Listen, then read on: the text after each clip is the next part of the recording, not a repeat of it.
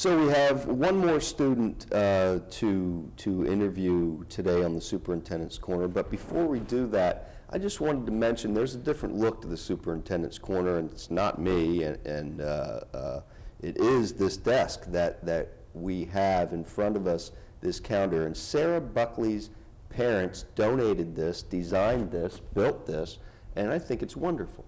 I think it's wonderful. So Julia DeGrave, that's our next guest on the Superintendent's Corner. Do you like this desk now? I do, yeah. Were you ever in here before? No, this is my first time. Okay, this is pretty cool. It's much nicer than what we had before. But that's not why we're here. Why we're here is to examine why you became a Student of the Month. And what month were you Student of the Month? I was Student of the Month for March. For March, okay. Now, who nominated you as Student of the Month? My early college academy teacher, Mr. Sokash, did. He nominated me because we have a gym class and a health class.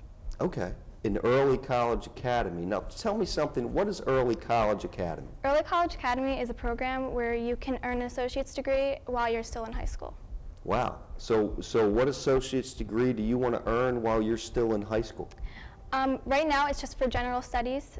So by the end, we'll have that, but then we can go further into bachelor's degrees and getting specific okay, degrees.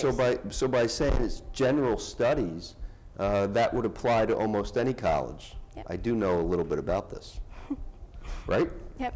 That's awesome. Do you like that so far? Yes, it's my favorite class. It's your favorite class. So Mr. Sokash nominated you. Mm-hmm.